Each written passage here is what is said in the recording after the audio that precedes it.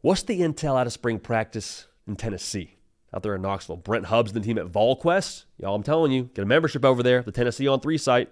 Best coverage in the game when it comes to everything around Tennessee football, Tennessee sports, and the like. We got to start with Nico, right? That has to be the place that we look first when you try to get intel out of spring practice. Now, again, very early on, so not a ton to take just yet, but the headline that I have been told as it pertains to Nico Iamaleava this spring is that he is being challenged by Josh Heupel. Now, that is not a negative thing. That just means that you see greatness in a guy and you want to bring it out of him. So it's a two-pronged challenge from what I have been told. The first is they want him to be a guy that's a tone setter for this team offensively.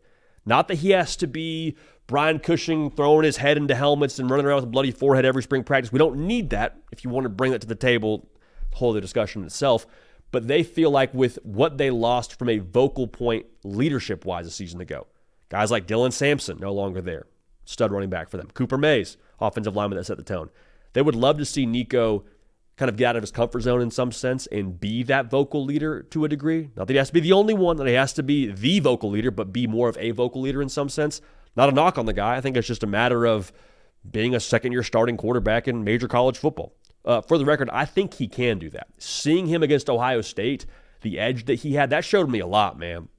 It showed me a lot. Because while Tennessee lost the game to the eventual national champion Ohio State Buckeyes in Columbus, Nico showed me just the way he's wired competitively. And I've spoken to this a few times, but to carry the football 20 times in a college football playoff game against one of the best defenses in the sport, in a gotta-have a situation, and to not have bad body language, to not do the palms up the way it was me, that told me a lot about just the dude that Nico is, man. If I'm a teammate of his and I saw that, I see my guy roll out there with a cracked Visus, I don't care if it was because it was cold or because he took a shot to the head, to then put on a different helmet and to keep swinging for the fence.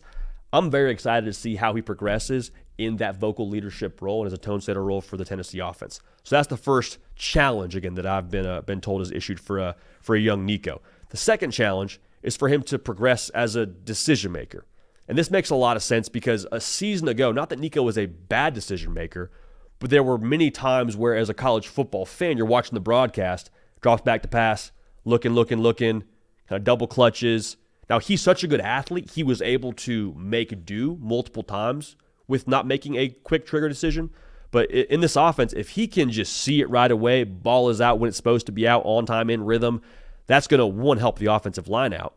Two, is going to give you a lighter box to run in.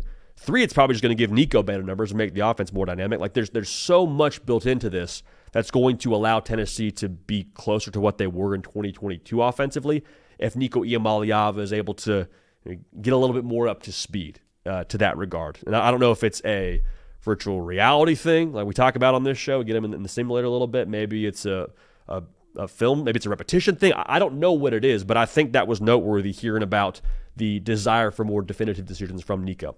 I think he can do it, all the confidence in the world. The skill set for him will never be a question. So that's the Nico side of things so far through spring practice. A couple of notes here out of Knoxville, a couple of the notes to get to. Deshaun Bishop, running back that you're familiar with if you're a Tennessee fan. He looks good so far, man. He looks good. He's a guy that is kind of been doubted at every corner of his journey to this point. They think he's going to contribute for them in a big way this year. Obviously, you lose Dylan Sampson. I think Deshaun Bishop, the guy that I spoke to, said they are buying stock in him in 2025. Now, a big question for a lot of us on this show has been, well, what do you have at the receiver position? Y'all, hand up. Hand up. This is on me. Went to spring practice a year ago. I saw Dante Thornton. I saw Chris Brazzell, and I was like, oh, they got some dudes now. Got some dudes in the perimeter. And you get Brew McCoy back a year ago. Okay, Tennessee fan, we're going to be in good shape. Didn't happen that way. So I'm going to proceed with caution here and just tell you what I have been told. They feel good about Mike Matthews, who's a stud freshman for them a season ago and is going into his second year now. A lot of confidence in how he has progressed. He looks like he is overall a more confident player, more comfortable in the system here in year two early on. In addition to that, there is a clear plan now for a one Boo Carter to have some competitive reps offensively. Now, I think he'll probably still have to earn that overall, but remember, Boo Carter was a guy that contributed for you last year as a true freshman on defense and special teams, was a guy who was potentially going to jump in the portal, ended up not happening.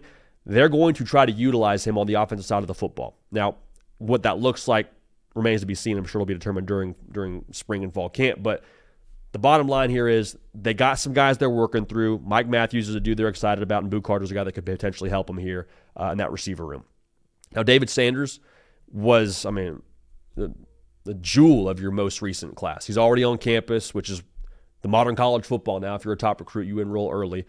David Sanders added 20 pounds since he's gotten there. Says he feels good. Foot speed hasn't slowed down. Carrying the 20 pounds well.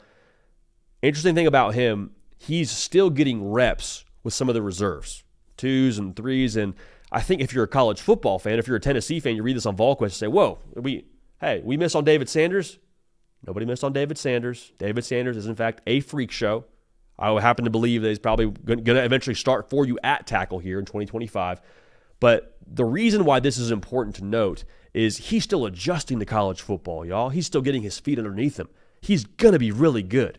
In fact, I actually love that he's getting reps with the 2s and 3s because when you come onto the scene like David Sanders did and show up in college as highly touted as David Sanders was and is, there is the potential now with NIL also existing for there to be this persona and this optics around a guy of, oh, okay, so you're just getting everything handed to you, right? You're just the next guy, and so we're going to go ahead and put you in the starting lineup. No, it's not how it works. And so I think it's valuable for David Sanders, obviously, to be able to get these reps.